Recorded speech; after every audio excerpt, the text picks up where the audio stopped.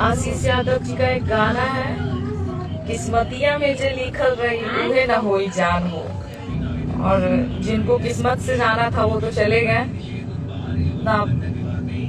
क्या किया जाए, जो किस्मत में रहता वही रहता है, और जो किस्मत में नहीं रहता वो कितना भी इंसान कोशिश कर लेगा वो नहीं रह पाएगा।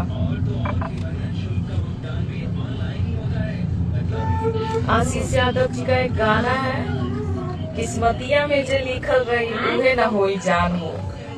ये बात बहुत सही है, जो वो गाय है एकदम सही है, एकदम 100 में से 100% सही है।